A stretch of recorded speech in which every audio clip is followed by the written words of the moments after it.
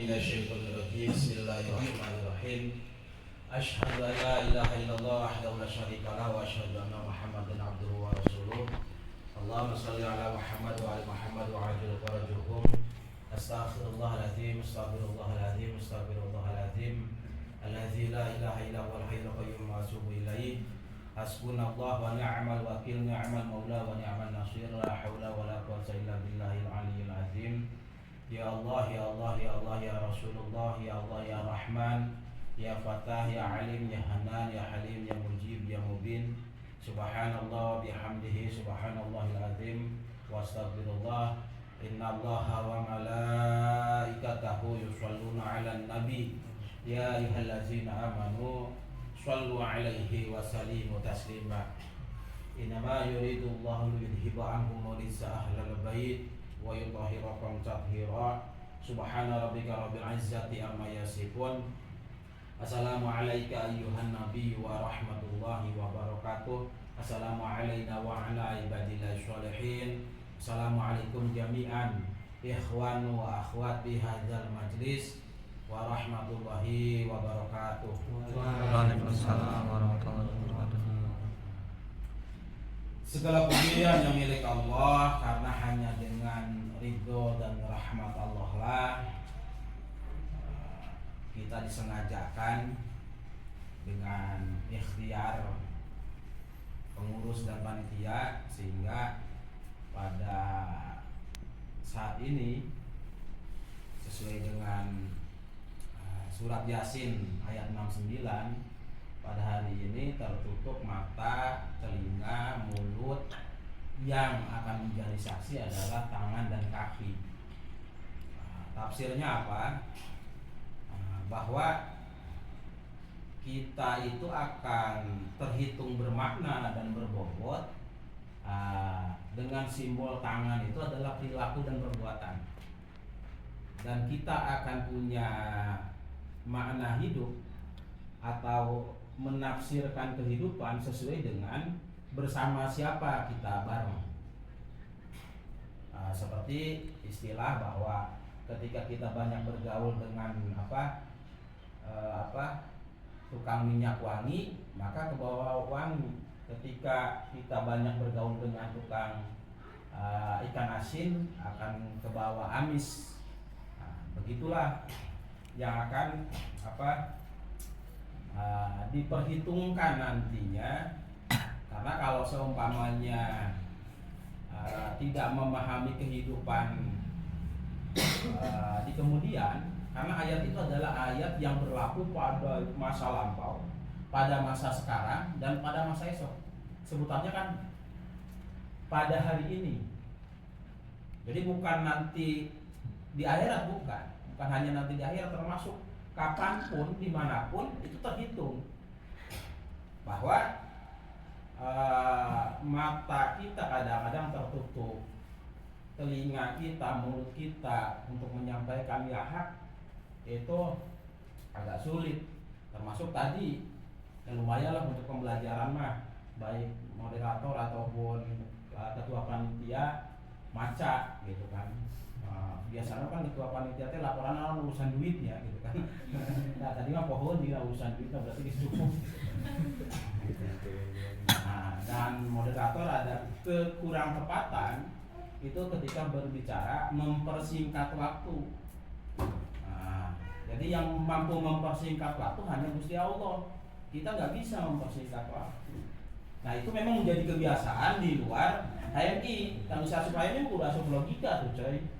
Karena narasi universal kita aja apa? Alhamdulillahirabbil alamin. Segala puji hanya milik Allah, pemilik semesta raya, pemilik jagat raya. Jadi enggak pertama-tama marilah kita panjatkan puja dan puji. Ya itu kurang tepat. Langsung logika. Emang manusia gak belum naon bisa merekkan pujian ke Gusti Allah. Sementara narasi universalnya adalah segala puji hanya milik Allah. Nah itu ya. Sholawat beserta salam terlimpah curah bagi sang komunikator terhebat, sang revolusioner sejati, Nabi besar Muhammad Rasulullah SAW beserta para wasinya. Kenapa dalam setiap pembukaan pidato saya mengatakan bahwa Kanjeng Nabi itu bahasanya adalah komunikator dan revolusioner, gitu kan? Karena Kanjeng Nabi itu mampu membahasakan secara sederhana, meskipun pertanyaannya sama, dengan 10 orang yang mempertanyakan berbeda, itu disesuaikan. Itulah komunikator terhebat. Bagi orang yang pengecut, apa ibadah yang paling afdal buatku ya Rasulullah? Maka jihad fisabilillah, syahid. Nah, pasti syahid mah ada syahid. Kayak payah di mana pun kalian mau lagi, pasti syahid. Sama aja ngarang-ngarang lebih panjang seumpamanya. Kan pasti syahid mah udah. Nah, ketika yang bangkawara terhadap orang tuanya, apa ibadah yang paling afdal buatku ya Rasul? Berbakti kepada ibu dan bapak. Dan saya mohon maaf bahwa teman-teman coba ekspektasi niatnya hari ini berhayami atau ikutan LK1 itu minimal tadi mengharap birrul walidain. Karena siapapun orang tua ingin keadaan anaknya baik secara zahir maupun batin ingin lebih baik daripada orang tua. Nah, itulah ikhtiar kita. Minimal ikhtiar yang paling minimal adalah untuk membahagiakan, mendapatkan keridhaan orang tua.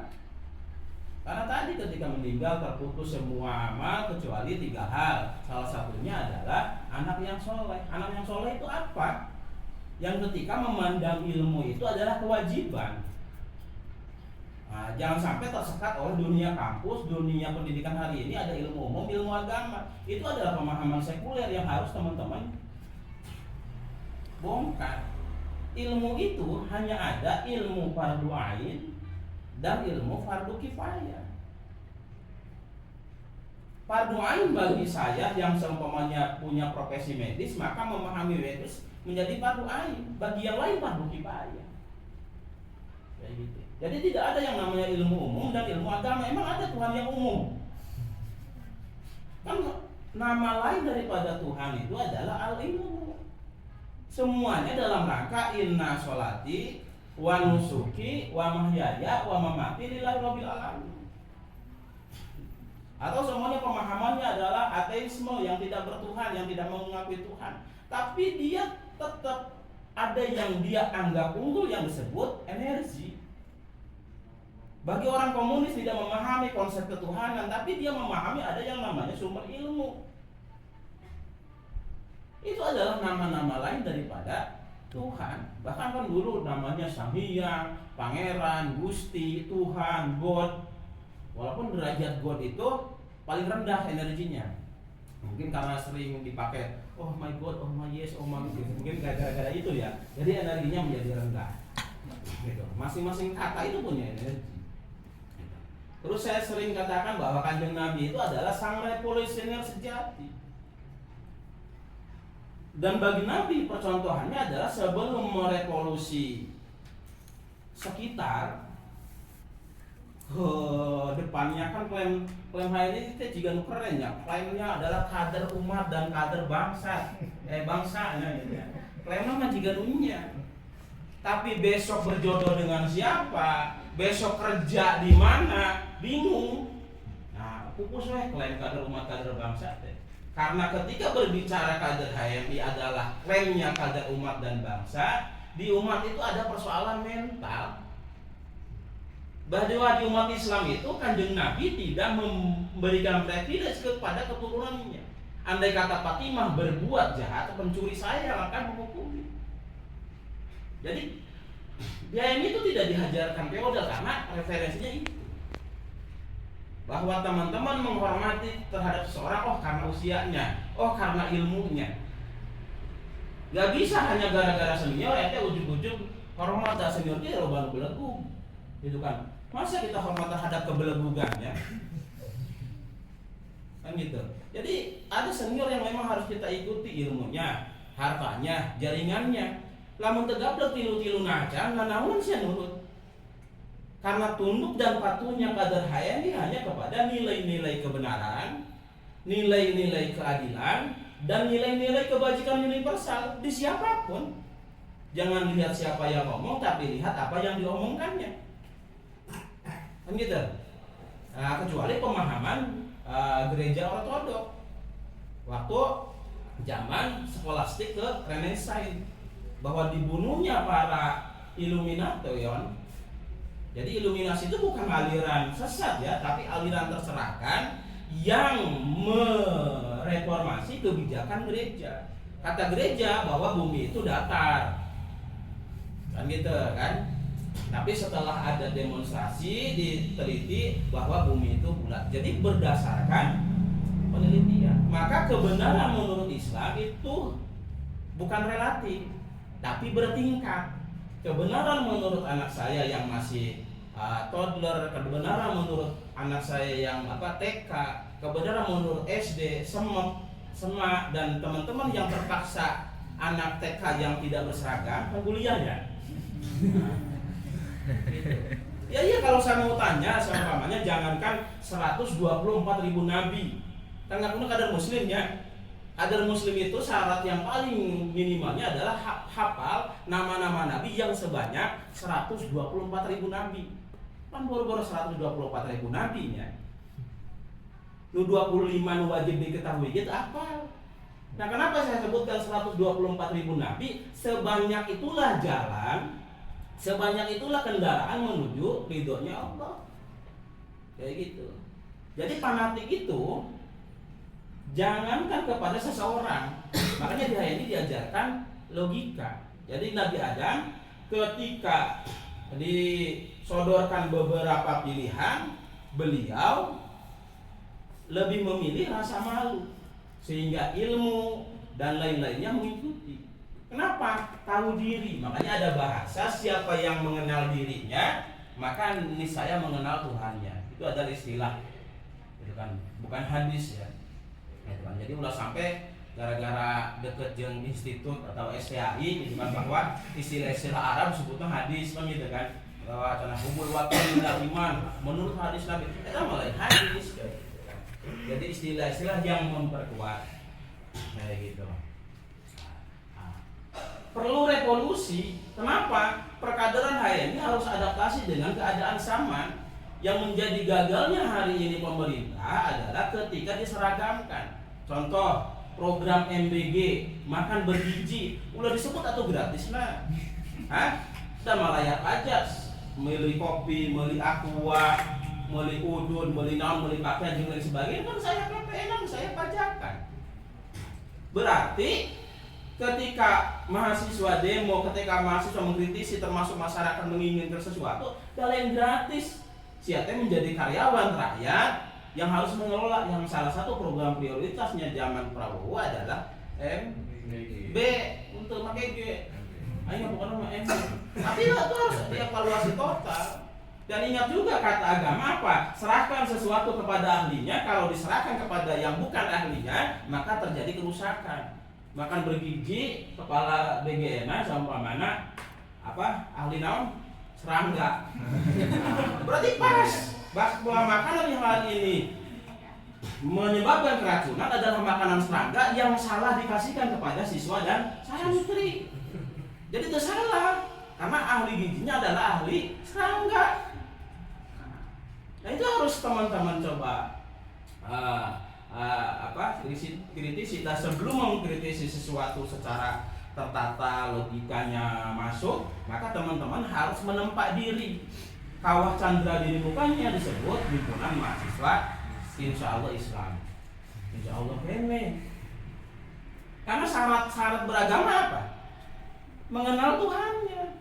Dan ketika orang yang sudah mengenal Tuhannya, wajar ketika kena bingung, wajar ketika kena gelisah, wajar ketika kena resah, tapi jangan berkelanjutan. Ulah keseringan. Gitu. Ngaku bertuhan tapi masih galau. Mungkin lulus STI aing gawe di mana? Berjodoh jeung saha? Dan rata-rata hari ini kalaupun teman-teman ta'aruf, pacaran dan lain sebagainya, itu kan dalam rangka menjaga jodoh orang kan. Malah nyiksa maneh. Aing kolot dititah hararese, apa bobong hujan angin oge datang. Nah, itu bisa jadi Tuhan baru, berhala baru. Tah. luar biasanya kader hayani harus memahami itu untuk melepaskan diri dari berbagai macam pemberhalaan, termasuk tadi berhala atas nama tabogo, berhala atas nama organisasi. Organisasi itu bukan tempat tinggal, tapi jalan atau kendaraan supaya teman-teman menempa diri lebih baik. Maka senior, ayo cari payung.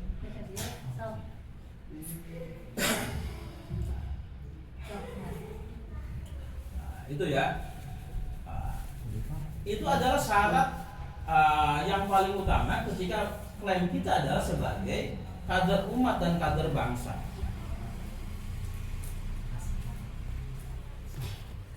Kenapa saya katakan demikian? Karena faktanya secara histori di Sirah Nabawiyah 13 tahun Kanjeng Nabi berdakwah di Mekah dengan bukti-bukti realnya ayat-ayat Makkiyah mengajarkan apa? Hal-hal yang tauhid, qul huwallahu ahad. Ketika kalimatnya, katanya adalah kok dan lam, penegasan bahwa huwa Allah ahad. Ya. Sementara bahasa ahad di sini adalah bahwa Muhammad itu Ahmad tanpa mim. Gitu kan. Kenapa disebut Ahmad tanpa mim? Ini rada-rada ngaji tauhid heula. Bahwa yang pertama kali andai kata Tuhan berkaca nih. Nah, cerminan Tuhan itu adalah Nur Muhammad. Maka dari Kanjeng Nabi Adam hingga Kanjeng Nabi Isa menyampaikannya hanya dua. Pertama urusan tauhid, yang kedua menyampaikan akan datangnya Kanjeng Nabi Muhammad. Maka untuk menggapai atau untuk mengenal Allah, huwa Allah, itu adalah harus melalui ahad. Ahad itu siapa? Muhammad adalah Ahmad tanpa mim. Kayak gitu. Nah, maka kenapa disebut ahad?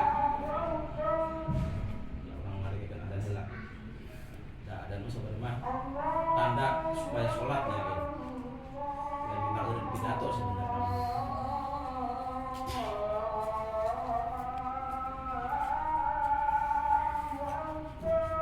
Hanya kenapa ketika nanti pembahasan di keilmuan di Islam itu mengenal ada yang namanya 3 tingkatan keilmuan. Itu bertingkat. Termasuk jatahnya umatnya Kanjeng Nabi Adam, umatnya nabi-nabi yang lain ada, termasuk bisa jadi, gitu kan? Bisa jadi ada orang-orang yang terkategorikan belum Muslim secara syahadat, secara formal, tapi berbuat baik.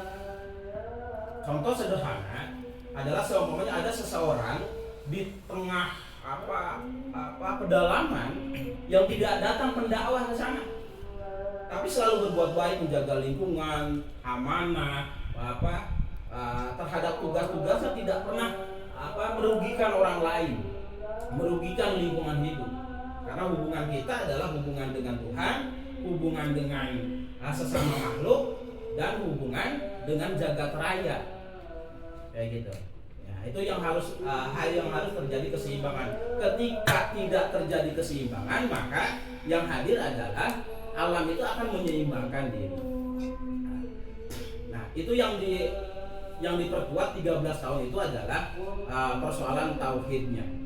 Bahkan kalau naik lagi tauhidnya tingkat tinggi, siapa yang masih menyembah nama itu adalah kafir, dan siapa yang masih menyembah benda adalah musyrik. Jadi ente ketika masih terjebak dalam penyembahan terhadap nama, itu masih kafir, masih tertutup terhadap wujud Tuhan yang sebenarnya. Dan ketika masih menyembah benda, katakanlah kiblat kita adalah Ka'bah, sekelompok hitam ya, yang di Makkah.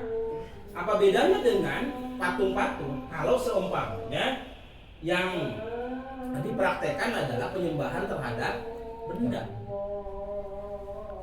Nah makanya baru setelah kuat tauhidnya 13 tahun, ketika hijrah ke Madinah itu Kalau bahasa sekarang adalah beradaptasi, berimprovisasi, bertransformasi, mereformasi diri. Termasuk perkaderan HMI seharusnya beradaptasi tatkala kemarin sempat datang COVID. Karena dari zaman saya yang saya pahami, pedoman perkaderan itu rame di pembahasan Munas, tapi berakhir di tukang edit, kan gitu. Dan termasuk teman-teman hari ini ya tadi kenapa saya harus kritis bahwa hei moderator, kamu tidak bisa mempersingkat waktu. Gitu.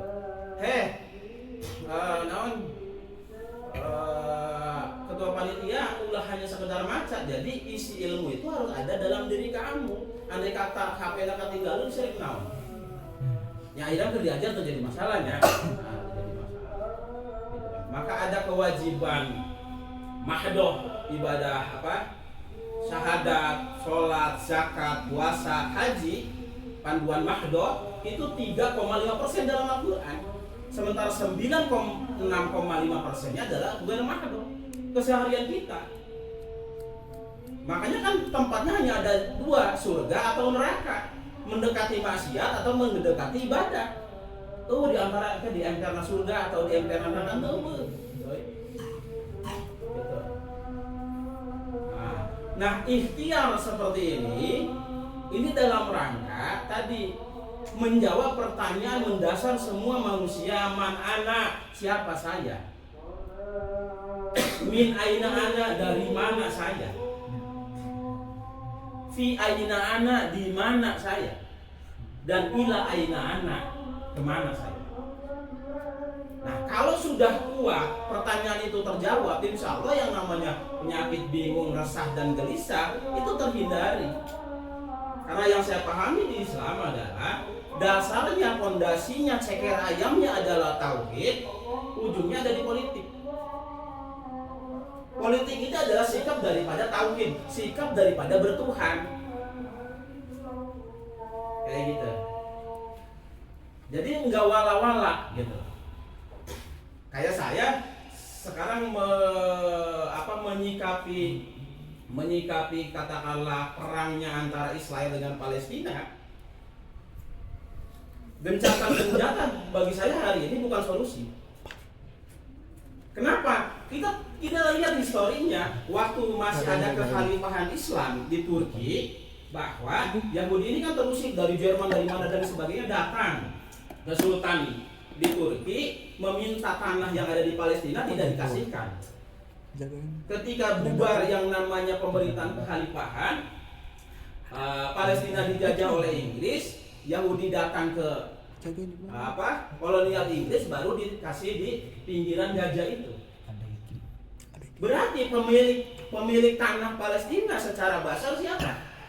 Ya orang Palestina. Hari ini gencatan senjata ketika Israel sudah menguasai 80% teritorial Palestina. Nah, makanya ke depan teman-teman jangan sampai terjebak oleh istilahnya keinginan-keinginan barat seperti perdebatan antara Sunni dan Syiah. Itu kan, saya adalah senior HMI yang kadang-kadang yang paling sering dituduh Syiah. Padahal saya adalah orang yang tadinya terdidik di NU, sempat hampir jadi penikmat bom bunuh diri dan lain sebagainya. Itu adalah perjalanan hidup. Padahal kenapa Sunni dan Syiah itu digembar-gemborkan supaya terus terjadi? Karena di Sunni ada penyusup yang namanya Wahabi, di Syiah ada penyusup yang namanya Bahai. Begitu. Andai kata umat Islam nggak ada lagi sekat Sunni Syiah, persatuan, nggak ada apa-apanya yang namanya Eropa, Israel, Amerika, itu keinginan Barat. Karena yang harus diperdebatkan di Islam itu ada persoalan usuliyah atau usuluddin, ada persoalan furu'iyah atau furu'uddin, cabang. Ketika usuliyahnya masih bertuhan sama, nabinya Nabi Muhammad, berarti masih Islam. Tapi ketika perbedaannya adalah kunut dan tidak kunut, seperti PMI dengan HMI, itu kader NU atau masuk HMI Muhammadiyah, nama furu'iyah, furu'uddin. Karena naon senior-senior PMI kadang-kadang nu aya di Subang ya. Nah, sanajan di luar opatan limaan oke berdebat jeung ngaranna teh Sahid mah sok kadang-kadang mikir heula. Gitu. Ketika berbicara bab ilmuwan, karena saya sering kali diundang oleh organisasi ekstra yang lain, surat kang asup, isu kang pelaksanaan buat kita dibatalkeun. Karena udah menjadi seniorna. Nah, hampir semua organisasi maha benar senior dengan segala intervensinya. Teman-teman boleh terintervensi tak oleh senior asal nilai-nilainya berdasarkan nilai-nilai kebenaran, kebaikan, dan keadilan. Itu saja. Ketika tunduknya kepada nilai-nilai kebenaran, yang hak itu adalah Tuhan. Ketika tunduknya kepada nilai-nilai keadilan, yang maha adil itu adalah Tuhan. Ketika tunduknya kepada kebajikan, khair, thayyib, yang maha baik, yang maha baik adalah Tuhan. Maka bukan kita tunduknya terhadap seseorangnya, tapi terhadap nilai-nilai yang dibawa. Karena sesuai dengan apa yang dikatakan oleh Nabi. Jangan lihat siapa yang ngomong, tapi lihat apa yang diomongkannya. Itu yang menjadi dasar tauhid. Maka dalam dunia prakteknya, mohon maaf, ketika saya dalam berkehidupan sehari-hari, ujungnya kita adalah pasti mati. Ngambil resiko atau tidak ngambil resiko, kan gitu. Mau urusannya katakanlah dengan oknum yang berseragam, oknum yang berpangkat, oknum yang bersenjata, nggak ada istilah yang namanya kader HMI takut demo gara-gara sih ditembak polisi, nggak ada rumusnya. Sia molor wae oge itu bisa coy, bisa kasupan munding man udah celina seperti itu. Resiko meninggal itu setiap kita menghantui. Makanya kenapa saya kalau datang ke suatu tempat pasti saya datangi kalungnya. Kenapa? Karena yang paling berjasa itu yang membuka lembur. Hikmah berziarah itu apa? Bahwa mengingatkan kita kullu nafsin dha'iqatul maut. Setiap kita pasti modar. Dan modarnya gara-gara apa? Dalam memegang apa? Dan dikenal setelah modal itu seperti apa? Makanya di Al-Quran diabadikan. Ada para nabi, ada Namrud, ada Fir'aun, ada Abraha, gitu kan. Makanya raja itu di Quran ada Raja Namrud, Raja Fir'aun, Raja Abraha, dan Raja Galupakuan, nambah 4 ya. Nah, itu raja. Sementara pemahaman karung kita adalah Prabu. Itu yang harus terpahami ya. Sok lihat di sinetron manapun. Karena saya seangkatan sama Anggun Dharma dan Brahma Kumbara. Sebutan teh Prabu.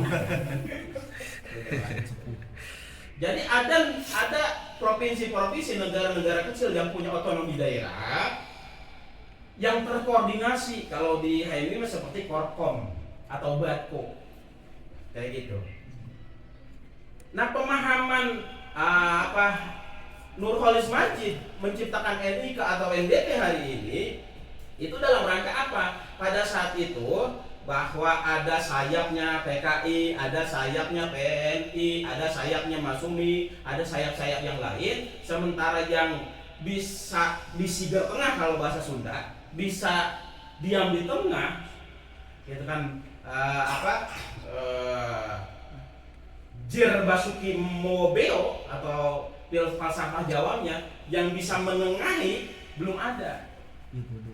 Maka pemahaman Nurholis Majid pada saat itu nilai-nilai yang baik di sosialisme dia ambil, di kapitalisme dia ambil, di liberalisme dia ambil, hal-hal tradisional dia ambil.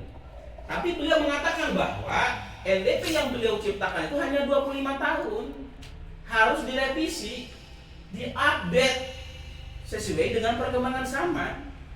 Bismillah itu dari zaman Kanjeng Nabi hingga sekarang narasinya tetap Bismillahirrahmanirrahim, tapi penafsirannya harus disesuaikan dengan zamannya, harus disesuaikan dengan profesinya. Kayak gitu. Bahwa bagi pedagang tafsir Bismillahirrahmanirrahim apa? Bagi politisi, bagi pengusaha itu berbeda. Yang penting narasinya tetap sama. Kayak gitu. Itu yang harus terus terupdate. Karena bagi teman-teman hari ini tantangannya, teman-teman di LK, di kader, alasan ketua panitia naon? Pakai meregenerasi kepemimpinan yang akan datang. Tapi geuningan untuk miluan tak akhirnya jadi wakil presiden gara-gara anak saha. Presiden. Tapi aya oge di Subang, nu tadina tukang main game, ujug-ujug jadi bupati. Hah? Jadi kalau patokannya seperti itu, teman-teman tolong kesuksesan teman-teman itu bukan karena jabatan dan karir, bukan karena harta, tapi keasikan teman-teman untuk mendapatkan ridho Allah. Rek sia jadi pedagang, rek jadi petani, rek jadi YouTuber, TikToker. Hari ini apa? YouTuber, TikToker itu adalah zamannya teman-teman kan? Zamannya teman-teman, tapi saya melihat kader-kader HMI tidak memanfaatkan itu. Malah nu viral-viral dan nutup para renting gini. Saya itu adalah termasuk generasi ngagok. Kang Nur Tajudin Maski itu termasuk generasi ngagok. Asup ka Orde Baru can mateng, gitu kan? Asup ka reformasi geus ngagok.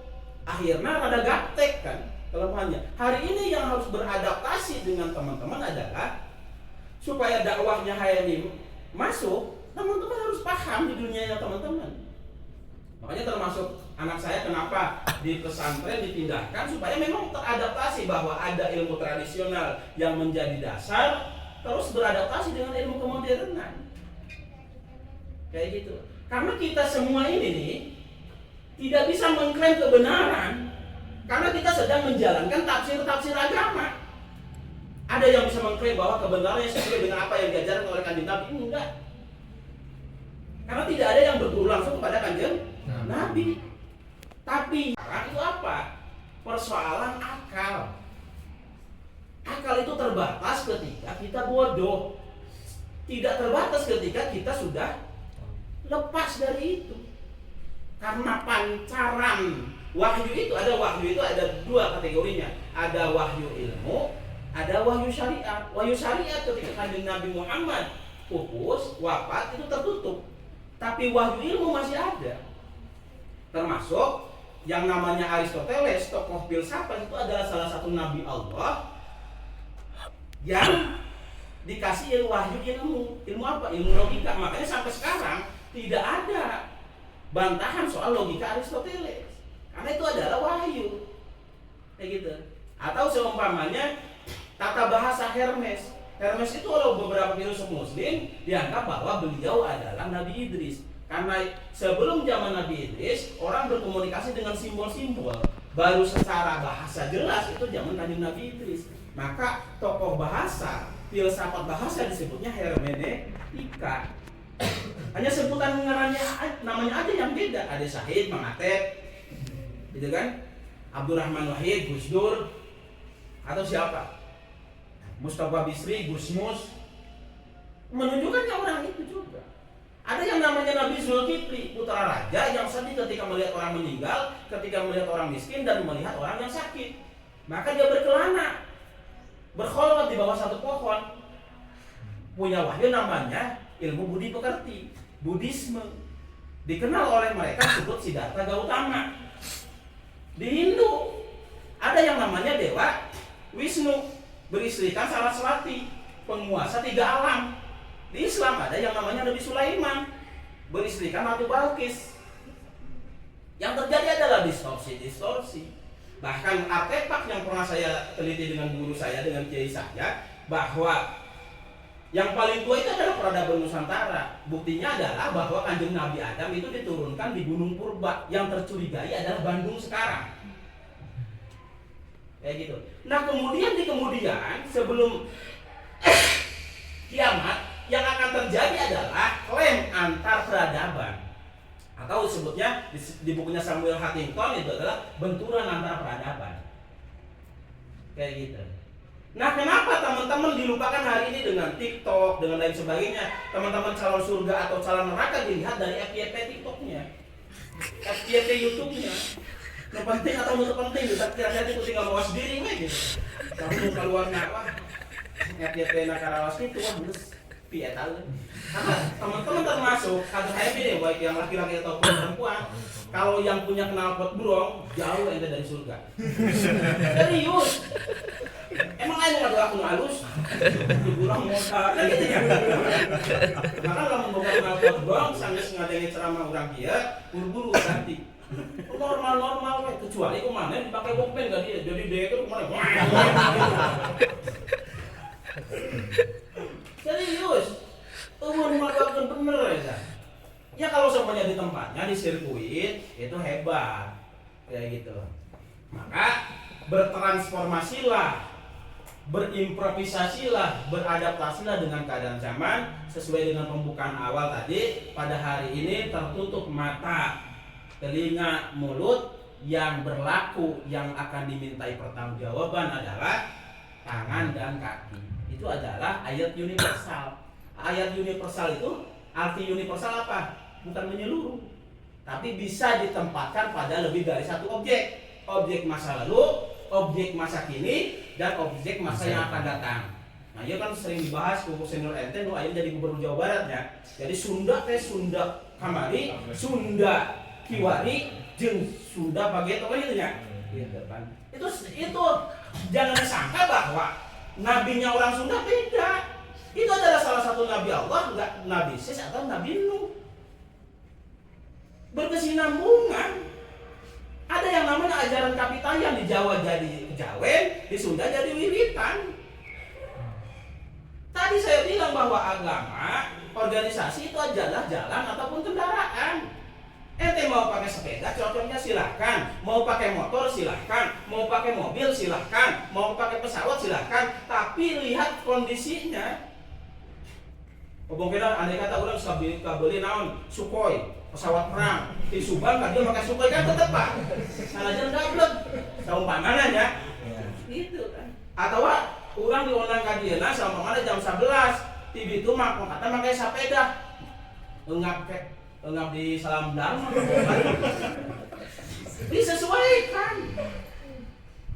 Disesuaikan. Maka teman-teman coba nanti ke depan memahami yang namanya ilmu energi. Jadi ada yang namanya energi Reiki, dikenal oleh publik, disebutnya pendirinya adalah Dr. Mikao Usui. Padahal beliau belajarnya terhadap siapa? Terhadap kakak kandungnya Raden Ajeng Kartini yang disebut Raden Sosrokartono. Karena ketika musibah besar, Kaisar Jepang memanggil berapa dokter dan guru yang tersisa. Kenapa Jepang memanggil adalah dokter dan guru? Berarti yang prioritas itu adalah pendidikan dan kesehatan, bukan lebokeun kan gitu. Bukan dahareun. Saya andai kata seumpamanya tergantung makanan, anak loba endog hiji diceplok dibagi 7 coy. Kabagian secicibit ewan.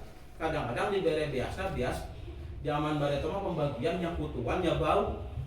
Lamun urang pinter jeung bodona urang gara-gara makanan, bukan karena keberkahan. Nah jiga nama ceuleupeung. Jadi muka seributnya mau autis ya. Ternyata bukan karena makanan itu, karena kalau dari agama termasuk keberkahan. Maka bahasa filsafat Islam mengatakan bahwa kaya dan tidak kayanya seseorang adalah tergantung kepada kebutuhan. Kebutuhan apa? Kebutuhan yang pragmatis. Maka teman-teman harus mengenal bahwa dalam diri teman-teman ada yang disebut al-bashar. Ada dalam diri teman-teman yang disebut Anas, tapi terpakai laduni ya. Ada yang disebut Al-Insan, kesempurnaannya disebut Bani Adam. Maka Bani Adam itu gelarnya menjadi insan kamil atau menjadi ulul albab, manusia-manusia yang tercerahkan. Yang dia adalah organisasi atau kader yang merdeka, landasan bergeraknya adalah tauhid. Karena ketika landasannya tauhid adalah berpolitik itu untuk mendapatkan sesuatu, ya untuk mensejahterakan, yang bahasanya adalah adil, makmur, yang diridhoi Allah Subhanahu wa taala. Maka anjing Nabi Isa ketika lahir, ayat yang turun apa? Semoga kesejahteraan menaungi pada saat dia lahir, hidup dan dibangkitkan kembali. Nah itulah Islam. Jadi jangan sampai kita ngakunya Islam yang harusnya landasannya tauhid, tapi sebenarnya sedang memegang ideologi kapitalisme atau komunisme. Mungkin itu yang bisa saya sampaikan. Demikian, kalau ada kebenaran ini adalah inspirasi dari Allah Subhanahu wa taala. Kalau ada kesalahan mungkin teman-teman salah mendengarkan atau salah menafsirkan. Ihdinas shiratal mustaqim. Billahi taufiq wal hidayah. Wassalamualaikum warahmatullahi wabarakatuh. Dengan ucapan bismillah sekaligus alhamdulillah, LK2 LK1 Komisariat STIE dengan resmi saya nyatakan dibuka.